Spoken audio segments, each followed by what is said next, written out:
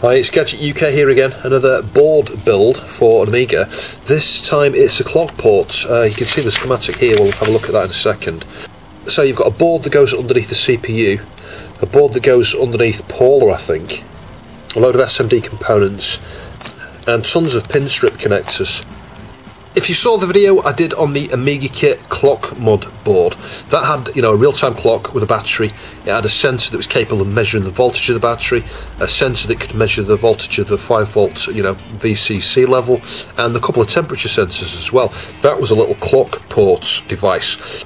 You can also get some sound cards, network cards, that sort of thing. Expansions for the Amiga that just plug into the clock port. This tiny little connector here. You'll be familiar with that on expansion cards for the 1200. They nearly all have a little clock port like that. The 1200, as we saw, has a clock port on board, but the 500 and the 2000 don't. So I'm going to fit this into the 2000 probably, and we'll try it with that real-time clock port board from Amiga Kit, the one with the voltage sensors and things and the temperature sensors. I might get another one actually to fit in my 2000 if that works. One thing that's annoyed me right away with this, you can see just as a result of trying to pull the sellotape off, that pin there's bent, and it's because, well, it's really hard to get the tape off. It's like stuck onto everything. I mean, I've managed to get it off there, look. I've got a little cap there, look. Or it's a resistor actually. Now, one thing I've just noticed is this little Paula adapter here, and that's what it is. It does say down there Paula int 2/int 6 breakout board. That's all it's doing. We've just got two pins on here, two connectors, one for int 2, one for int 6. Well, my A500 that I'm going to be testing with has got int 2 a wire on the board anyway, and I'll be surprised if int 6 is not on the side car connector thing there anyway, where you plug an A590, that expansion connector. I'll bet int 6 is there, so I could probably just solder a wire on there and dismiss this board completely. What's the point in sticking that in? Because I've talked about this before, when you use these round pins like this, turn pins on an adapter like this, and plug this into where Paula originally was, and then stick Paula on top, this will destroy the socket below, basically. It widens the pins, instead of them being, you stick the pin in, I'll show you. This is the pin on the chip. You stick it in, it widens just a little bit like that to grip, yeah? And it goes back again, yeah? Your pins are alright. But you stick something round like this in there, and it goes like that, and then when you pull the pin out, it goes like that. And you've now got a gap, so that when you stick your chip back in, it's kind of like that, yeah? If your legs are really taut and pressing outwards, it can grip, but not very well at all. With some insertions and removals, you end up with some of the pins like that floating. So anything to avoid using that on the Paula socket, I think, is a good idea. So it's not going to take long to build this actually. So these are the 245s. I just look at the schematics here. U3 and U4 are both AC 245s. So U3 is up here, and U4 is down there. So I've got the semicircle here and the dot there, which means it goes that way around. So once I've got that in position, I'll anchor the corners. I'm going to do all 4 chips, anchor all 4, and then I'll use the Antex and we'll just drag solder those. And then the final thing here is just the caps here, and obviously the connectors and things on this board. There may be a resistor as well somewhere there. So it's in approximately the right position there. Just going to get on the pad and add some solder with flux. It's flowed. Remove the solder and then do the other side over here. Dead easy. If it moves when you've soldered the first pin, just heat that first pin and try and move it under magnification. Anyway, that's 2 on there. Just got 2 more to pin down. So I've got those 4 chips anchored on but not soldered on completely. I'm now going to fit the 4 caps. This is just a cap for each chip here, and then we've got a resistor here. So I don't know what I've done with the resistor now. It's over here somewhere. Yeah, so that resistor, in fact I thought there were 2 resistors. I don't know, maybe that's the only one. Yeah, strangely enough I've got 2 resistors here. What's that all about? Does this board have a resistor? No, it doesn't. Somehow I've ended up with 2 resistors. Anyway, I'll just make sure those are the same size, and if they are, I'll fit one there. Because there is only 1 resistor on it as far as I can see. Anyway, let's just get this open if I can. and carefully, not lose them. 1, 2, 3, 4. I'm sorry if you've seen it all before. You know, I'm doing quite a lot of build videos recently, and it's all very samey, but the content is different. You know, the actual devices we're looking at here, and the problems as well on occasion are different. So you can see my approach is to heat the pad there, just like we did when we anchored the pin there. Just add a little bit of solder. You can see that's just moved. So yeah, in fact often I will just use the solder. I don't even need a tool here. Just heat that one pin, move it with the solder. You may think the solder would melt as long as you don't heat for too long. The other side of the cap does not heat up, and I guess it's about the temperature you've got your iron set to. I could always just heat with some air to straighten these up. I'll perhaps do that, because that's crooked there, look. But just add a little bit of solder there, and then just try and remove the excess. You can see that's not bad, but it's not straight. So the 4 caps and the resistor are on. 1 or 2 are not straight. I'll straighten them up with hot air in a minute. So I'll just add a little bit of flux along here on each of these.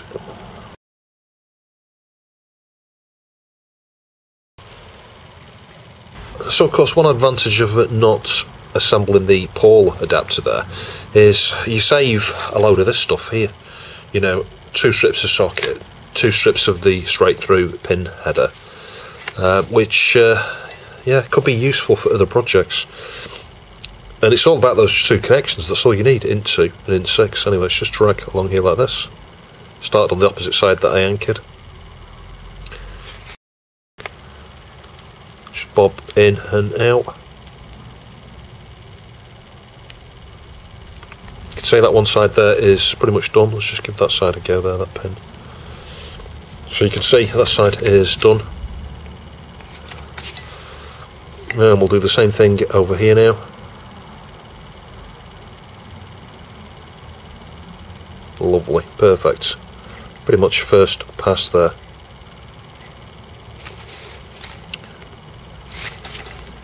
Just give that pin there another go. There we go. That first pin just was not flowing very well. And let's have a go on there. Again, pretty much got it on the first pass.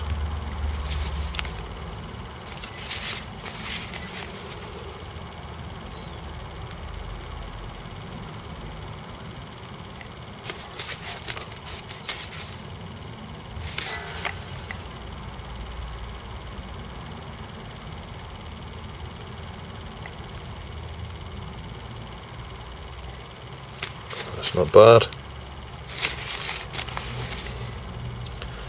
This is certainly the easiest thing I've built in a while.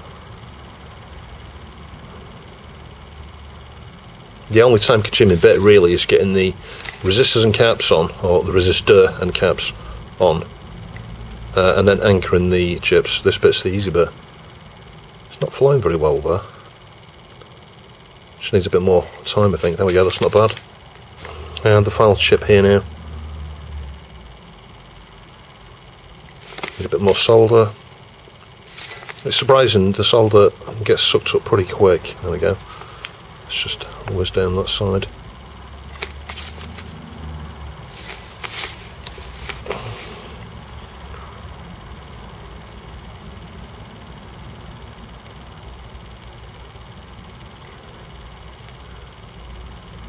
Don't know what these little pads are here. What are those for? I think they're just wires, actually.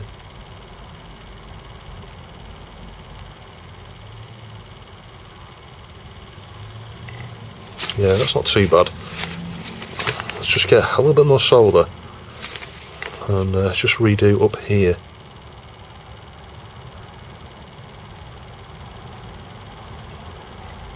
There we go. So I just need to inspect with magnification, make sure nothing else needs a reflow there, but then we're on to just using the hot air to straighten some of these caps. So I'll put it through the ultrasonic later. I just want to just clean the majority of the flux off at this point, because obviously I now need to solder these connectors here, and I don't want to get covered in flux. Really, the ultrasonic is all about just making it super presentable after I've finished it.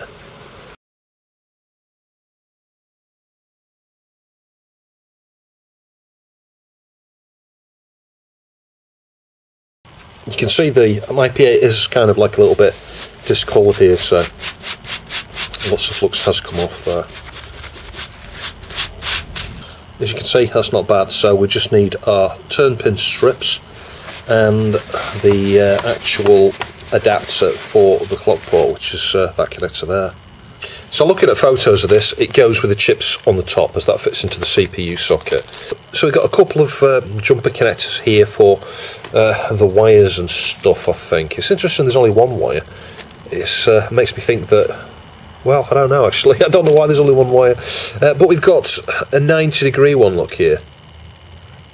And a straight upwards one. So, this is where it is useful to actually just consider what you're plugging in. That's got corrosion or something on it, look, what's that? See that? That's brand new, and it's got these little bits of stuff around there. That's a bit weird. Anyway, and it looks used, that. Anyway, we just need to work out what's the best one to fit, which is the best one to fit. Now, depending on which way pin 1 is on here, you know, if I think about the Amiga kit one, it sort of clips on and goes downwards like this. So that would cause a huge problem if that's the way this is mounted. And likewise, if you had it going like that and it went here, then obviously it's going to be stuck right up in your case, so you'd need an adapter. I'm hoping, actually, it goes that way. Yeah, so I need to have a look to see where pin 1 is there on that. It looks to me the best option is to fit the upright one here, if I can get that in. Why is it not going in? Yeah, like that. Get a cable, which is about £7 from Amiga kit, so I'm going to order one of those. It's the female to female, so that the other end here, you could plug this in one way or the other, depending on which way you round you need it, and then plug your board on there and mount that somewhere within the system. So I've gone with the Sensors module again, you know, the real-time clock with sensors. We'll do exactly the same thing and test it with this in a 500 and a 2000. In theory it should work. The real-time clock kit from Amiga Kit is marked as for the 1200, but I think it'll work with this. There's no reason why it shouldn't. The marks on here, that is corrosion.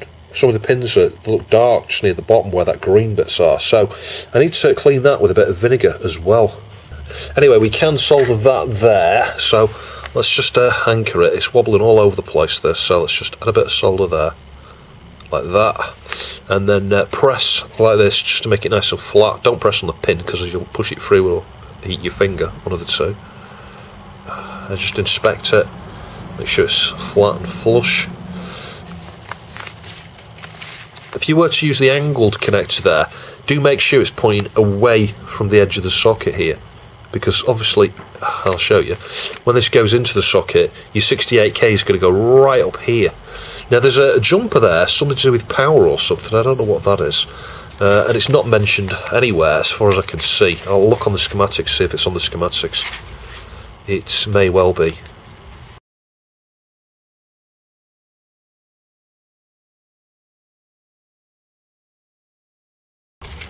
Those pins feel like they're moving.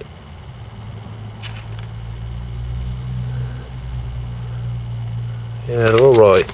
Just be careful of that though, if you heat for too long, those pins are so blooming small. I'm just reflowing them here just to resize some of them. And they are looking straight there, so yeah, that's good. So with regards to the strips and the socket, these are just joined up.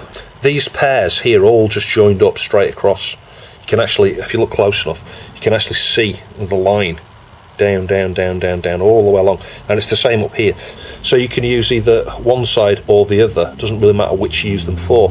But what I would say is when you plug this into a 68,000 socket there, think about what else you might be sticking under here. Now, I've got the IDE 68K that I'd like to try and use with this to test. And the IDE 68K, the IDE connector is like right on the left-hand side here. So if this was shifted to the right a little bit, it's going to fit a little bit better, I think. You can see here, the issue here is if you had the socket on the outside for the CPU, yeah, it wouldn't fit with this, you wouldn't be able to plug it in. But if you put the strips with the pins on the outside there, it will literally just plug into that. And it's a similar thing with other devices. Alright, they don't all have this IDE connector here, but that is the best thing to do. And then have the CPU slightly aligned to the right. You know, the right hand side pins here on those two columns are going to be the CPU socket. These, yeah, those would go there and there. Just cut this down to size. If we cut it there, yeah, there we go, nice clean cut. So CPU is going to go there, and we need to do the same with this one here, so we can just line those up next to each other, and again just trim it down here, and again we've got a nice clean cut there. Just using the TF520 here, you can see I've just plugged it in, and that's just going to make it a little bit easier for me to solder this now. You can start just by anchoring the corners here and just press it together just to make sure it's flat. Yeah, that wasn't down properly.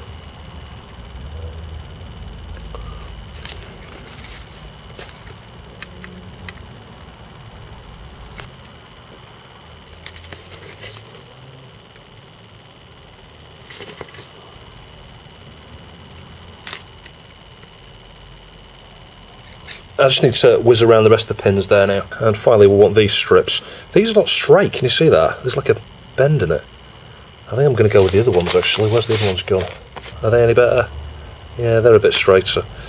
So obviously you've got a fatter, shorter part there that goes on through there like that.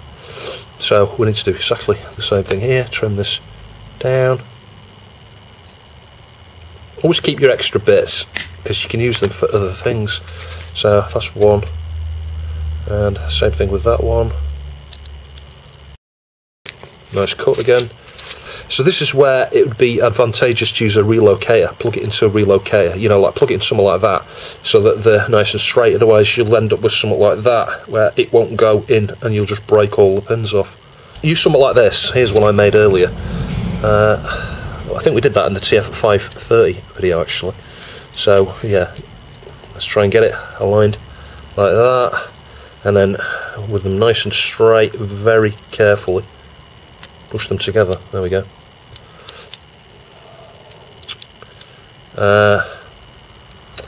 However, the problem now is we can't solder, can we? We can just about get the iron down there and down here, and maybe into that gap, and maybe into that gap there and there. So yeah, not easy to solder this one.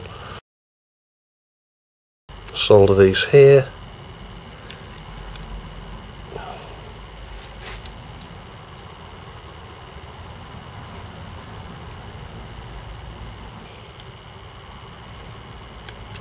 You can see why it's worth soldering these chips on first, because trying to solder them when you've got all these sockets and things in the way would not be easy.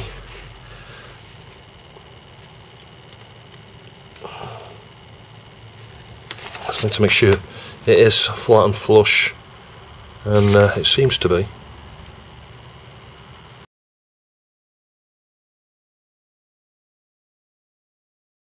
Anyway, I'll just fly around the rest there. So the jumper there, I've soldered a blob across it. Just looking at the schematics, it looks like it's VCC to the clock port, actually. So you could solder something there, 5-volt connection, and power the clock port from another power supply. But I don't know why you would want to do that, unless you've got some clock port mod that uses tons of power. But anyway, so the bridge just means that 5 volts comes to this connector here. And then we've got a single pin here on the INT6 connection. So yeah, other than some flux and stuff needing cleaning off that, I think we're all done. We just need the INT6 wire, and then I need a cable to come off this, plug that in the end of it after I've cleaned it up into a clock port, plug it in. INT6, obviously we need to wire that somewhere on the motherboard. I'll go and do that next, I think. So on this A500 Plus here, I've traced INT6 to here. So I'm just going to add a little bit of solder, see if we can unblock that. I'm not sure, because it's a via, I am not sure whether we're going to be able to get a pin through there. It might have to be something sort of soldered on the surface. Anyway, let's just see. I could literally just solder the wire on there, actually, if I can't connect a pin. Yeah, I haven't blocked it, I think. Yes, I soldered that pin on, and it's nice and straight. That is in 6. So we can get our board into position here. Just carefully align that, and hang on, let's stop. Sometimes if one side struggles to go in, just stop. It was the side down here near the front. Just didn't... There we go, it's going in now. Yeah, that's it. And then we get the CPU on top of that, pin 1 again down here. You can see I've got the wire here for in 6. I'm going to connect that up in a sec to the board. So I've got one side aligned, and the other side aligned. There we go. So CPU's in. We'll connect up our INT6 here. That wire is crazy long, doesn't need to be that long. Now on this board here I've disabled, there's a jumper here, it's super corroded that area, but I'm going to join a jumper up there to disable the real-time clock on here. I've also removed the 1 meg RAM board because I've got a real-time clock on here. And if we boot that now and just check, it shouldn't have a real-time clock at the moment. So I disabled the real-time clock on the 500 Plus here, as you can see. Now that was just testing with the original CPU, nothing else. The one thing I have just noticed from testing the clock board is it detects a clock when there isn't actually a clock.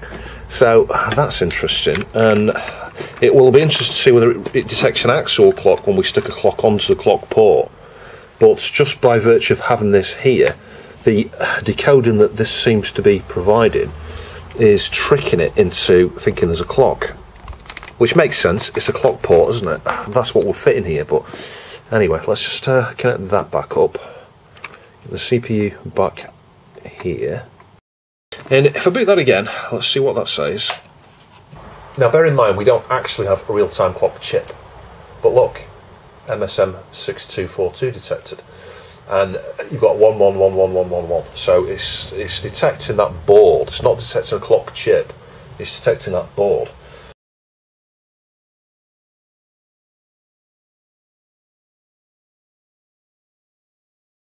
So if we switch that off, and now this is the question, is how does this connect up? Does it want to go that way? Because if it does, you can't fit it. Or does it go that way? Are there any clues here in terms of detecting a ground? I guess I could check ground here and just see if ground's in the right place. So after a serious amount of messing around, there's something wrong here with the wiring, and I think the connector on here, despite the fact I've built this the same way it was photographed by the eBay seller, that is on the wrong way up. Now you could argue it's about cables and things. I don't think so, actually. Let me just show you. If I just connect from ground down here, so we got ground there, that's correct actually. This is the first thing I checked. Yeah? But then it still wasn't working, so I thought, well, the grounds are correct, so what's going on? Now, if I test from the first pin down here, on that bottom row, to the top left of that chip there, hang on, dead short, that, I know, is where 5 volts comes into this max chip here. And if I test on the board from there to 5 volts, you can't see, but I'm testing from one of the 7.4 series, there's no join. Now, if I flip over here to the same pit, the same row on the other side, we get a join. What that tells me is this connector here is around the wrong way. It needs to be flipped like that. The only way you're going to do that is by having this connector that this is plugged onto on the underside here. So there we go, that is the issue. So let's pull this off. I need to remove this board again. Let's just get rid of the CPU out first. I'm going to need to desolder that connector and solder it on the other blooming side. Which makes sense, because look how hard it is to get the CPU out of here. In fact, I'm not even going to try and do it like that. I'm just going to carefully pull it off here. Like that. We'll get the desolder station. Oh, hang on, the CPU's coming out now. Look. Going to get the desolder station onto it, and we need to flip that connector over the other side. But it really annoys me, these eBay sellers, they're not even testing the products. Having to keep that on there like that, that side on the photo is wrong. It needs to be on this side, here. And there's enough space for that. You can clip the thing on there, and there's enough space here to accommodate it. So, yeah, it just blooming annoys me. People, why would you sell a kit when you've never even used it? So I desoldered the connector with the Duratool clone there, and what happened was, as I pulled the connector off, they were all free. They're all free, no problems, you wiggled it like that, they're all free straight away. And I pulled it out, and some of the pins slid through the plastic, the black plastic there that holds it together. So of course, when you put it back in, they're all over the place. You've got one like this up here, and then one sort of down like that, and then one like right stuck out, different heights, yeah? So doing this here with this connector, I've been able to push them all down like this, so that they're all totally flush and level. Does that make sense? So anyway, let's have a go at soldering this. Now, there is a chance I'm wrong here, but I don't think so. Certainly with the cable I'm using, maybe that's the issue. The orientation does need flipping this way. So anyway, let's see. I'll summarise at the end when I've had a bit more time to think about the orientation thing.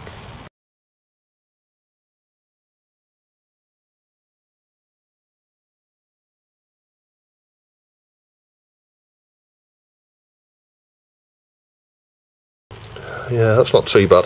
Obviously, it's going to need cleaning in the ultrasonic again now. So, let's go and check connectivity. Like that. Now, of course, is this now going to cause us a problem with the socket? It could do.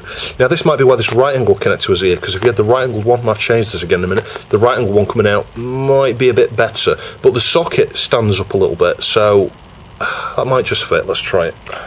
Oh god, this goes from bad to worse. I just spent the last 10 minutes wondering where my cable was, and then it suddenly dawned on me, hang on a minute, it's like a worm-like thing. One of the cats has probably took it, and they had done. They tucked it under a rug, and I found that in the middle of the floor. So, oh god, one of those blooming days today, I tell you. Because of course I tested the wire in here, and it's wired correctly. Oh god, I can't get to that pin down there now. So here we are at the mat again. You could argue that this is my fault, because I should have just put the 90-degree one on there, when I realised I was going to put it underneath. But I thought there'd be enough space, but there isn't. With the turn pin socket, it's quite low profile, so yeah. Let's take it off again. I can show you what will happen with the pins here, because they will float around again. So, to solder, really easy. Well, with the right tool. But I hope none of these pins go up the nozzle here.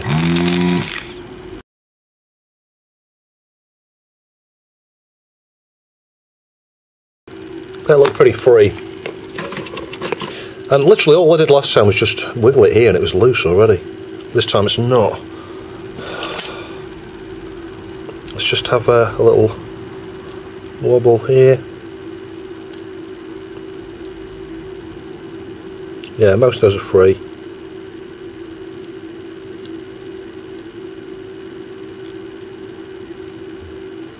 Yeah, they're coming through, look. They're pushing through. So let's just carefully... hang on. Or are they? Yeah, they're all free. There we go. It's just proving very difficult to get out. Let's just push it down like that. There we go. But you can see the difference here, look. You can see the issue here, look. They're all going sort of higgledy-piggledy, like that. This is the problem. That's what happened the first time I removed it.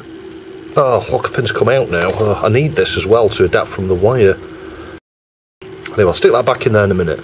So, what we need to do now is clean off the corrosion. Can you see this? This is brand new, never been used, and it's got greeny corrosion there. So we'll clean that first and then fit that on. So I've cleaned it with a little bit of vinegar there, and it's looking a lot cleaner. I'm just going to solder one pin here and then try and straighten the blooming thing into the orientation I want.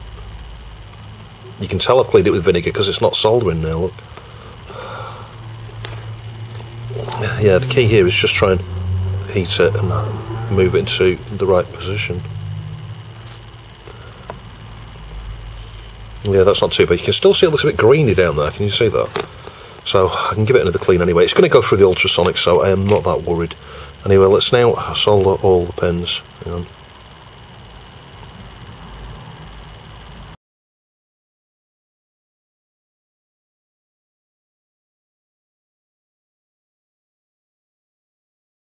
Well, surprisingly, it does actually work. It just doesn't work with the clock.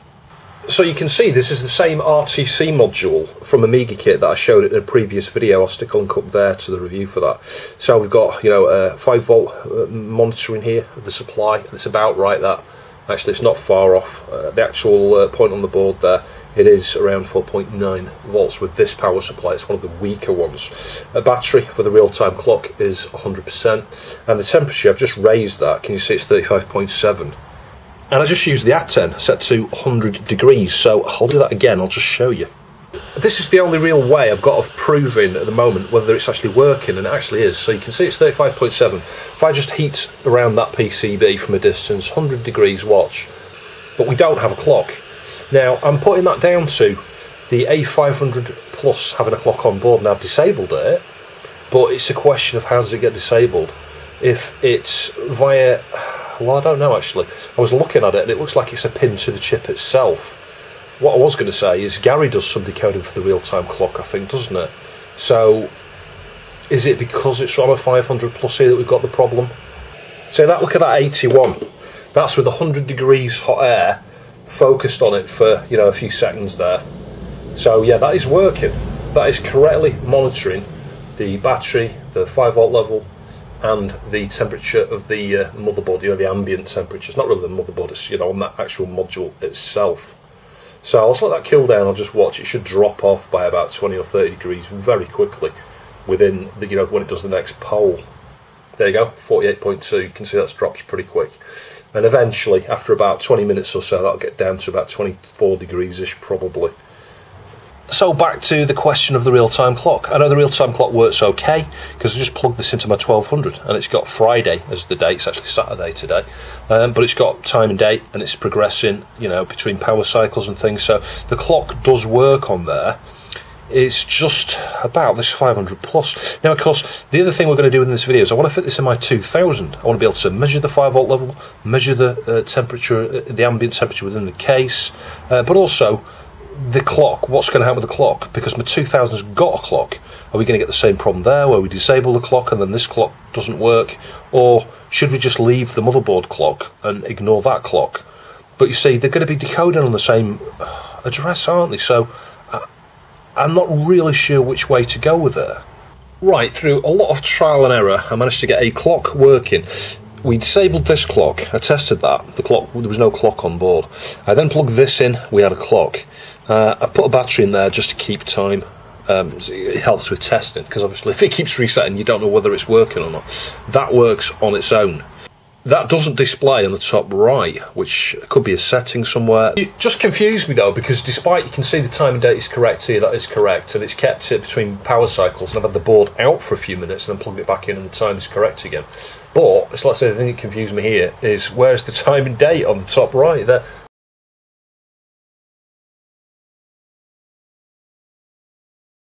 So in order to test this clock port module on the 2000 here, we need INT6. Well, INT6, it comes from this chip here, pin 21. Sorry, is it 21? Yes, 40. It's 40 pins, so you've got 20, 21, which is the corner pin here.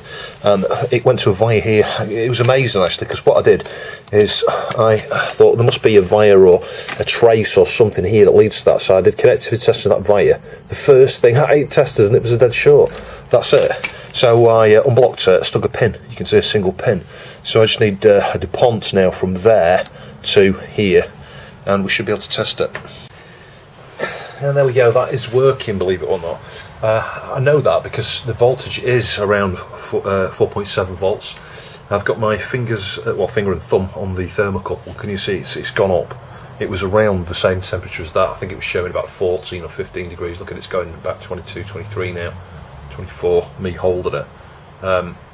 Yeah, I was a bit concerned with the 4.67 volts. I thought it can't be that low. I measured it, it was 4.7, so it's slightly out. But yeah, that's the, believe it or not, the adapter from Amiga Kit. I just get a voltage drop, and it's like I can clean the contacts, spend ages, and get it back to about 4.95 volts, and it'll be fine for ages. But then, when that little lead is just left in a bag with some silica gel, despite the fact the silica gel should remove moisture, you know, stop moisture getting in there, it's eventually, I have this next time I connect it up, where I just get a bit of voltage drop. I wish you could set the polling interval on this Amiga Kit sensors display thing. It's really annoying that you can't do that.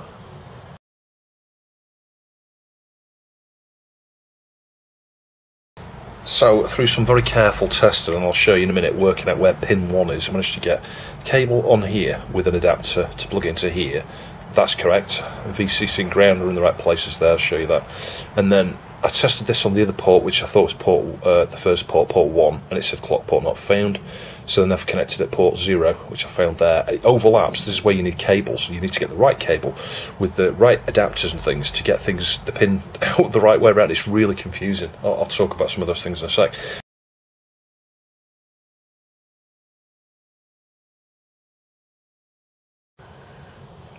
Yeah, and after that wasn't working, I tried it with a cable, and despite having the fact that pin 1 was on the right side, I think the orientation was flipped. And I had my finger on the chip just in case, and it got really hot, switched it straight off. This is on the real-time clock chip here, you know, the one with the sensors.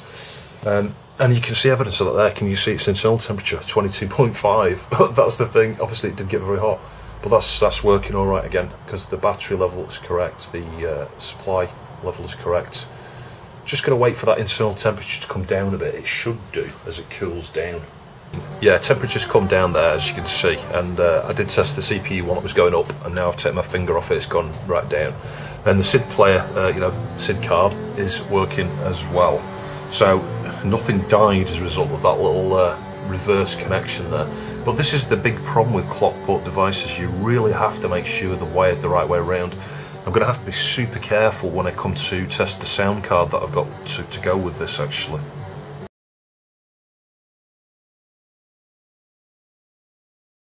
So booting from the A590, I've used all sorts of combinations of things here just to rule a few things out. But anyway, I've got the TF520 there, that's the 33 MHz one. An update, I've got a 40 MHz one of those built now as well, and that works. It's just as reliable as the 33 MHz. And I installed the driver there, so that should have picked up the real-time clock board. So everything is working there. Voltage, the temperatures and voltages and things, those are spot on. The battery has been deteriorating over the months. This is like months later. So yeah, the clock port adapter under here does work, and it works with this. It's just the time that is the oddball with this, but it's because this little module is designed for a 1200. It sits at a different place, I think, in a 1200. So whilst the Amiga Kit software is able to see it because it's looking at it in the right place, the motherboard is not looking for a clock at that address, as far as I understand. It's going to be looking at wherever this is sat, or in the case of the trapdoor, it's the same thing. It's decoded by Gary. So yeah, that's just something to bear in mind. The 500 something somewhere, either in Kickstart or in Workbench, is determining we've got a Gary, and it's determining it's a 500. The same thing's going to be true of the 2000, actually. The good news with that is, it means if you've got something like this in there, I'll try this in a minute, this shouldn't clash. Yeah, if this was on the same address as the real-time clock module over there, the sensors and stuff would not be working, I am sure. So I guarantee if we connect this up now and give this a clock, it will start to work. But that one there is disabled by the jumper up here, actually. So I fitted the 1 meg board there that we upgraded in a previous video with the real-time clock and stuff.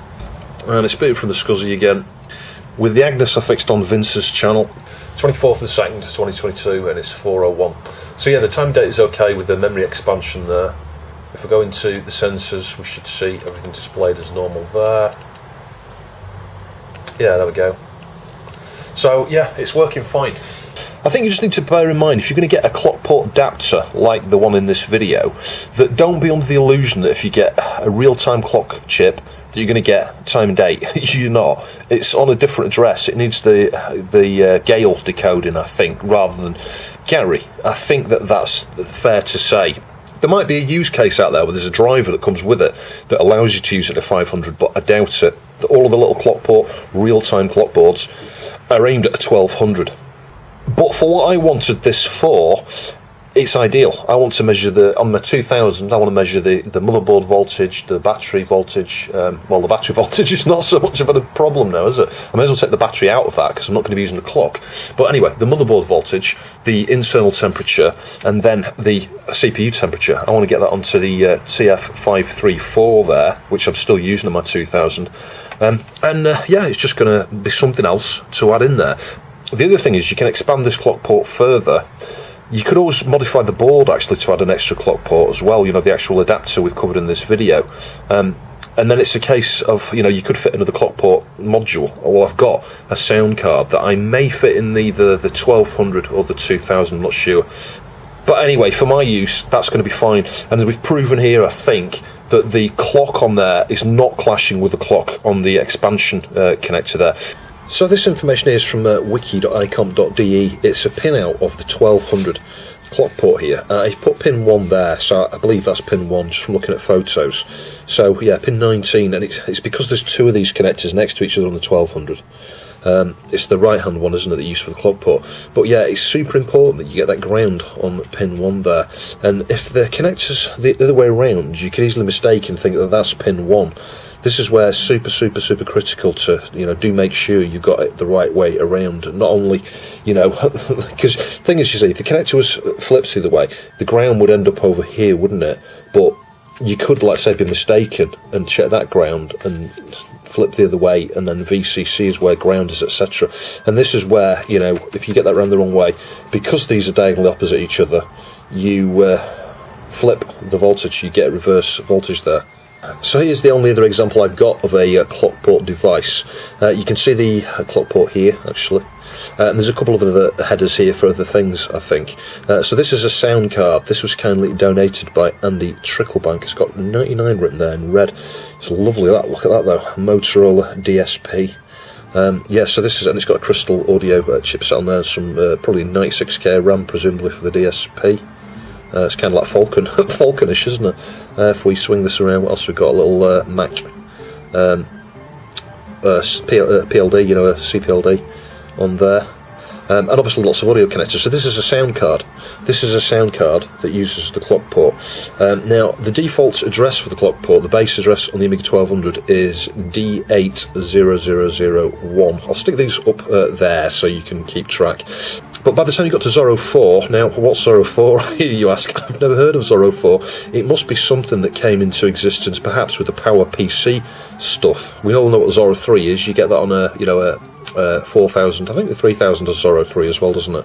But yeah, Zorro 4 also had addresses D84001, D88001 and D8C001. So those are all more blocks there for more ports. That might be where the 3 ports come from, actually, because we've got 3 different addresses listed up here now. So what I said about the first address there probably doesn't get split 4 ways. That's just a single clock port, isn't it? That would explain why when you get some of the 4-port expanders, you know, some that would go onto the thing you've seen in this video and give you 4 clock ports, needs the 2 extra address bits. It's to do that extra decoding, I think, for the Zorro 4 in quotes ports. I think that's where you get 4 ports. You've got the original one on the 1200 and there's 3 additional Zorro 4 ports. In terms of what actually goes to the port itself, you've got very limited address lines. You have, I think, A2, A3, A4 and A5. So you've got, that's 4, isn't it? 4 address bits, not very many at all. Which gives you 16 different locations that you can read and write to. So it's a really limited way of interfacing. But you don't need much, do you? You know, if you've got, and I think it's 8 bits as well, actually. I don't think it's 16, but I think it goes D16 to D23. 1, 2, 3.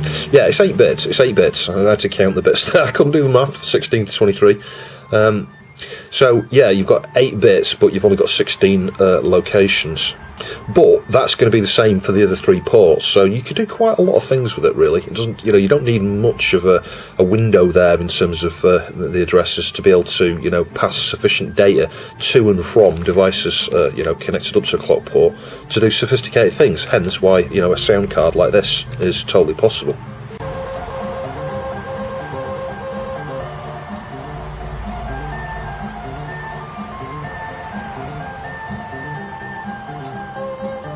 So that's it for this part. There will be a follow-up on trying to get that sound card working. Yeah, we're covering old ground again with the real-time clock and sensors module here.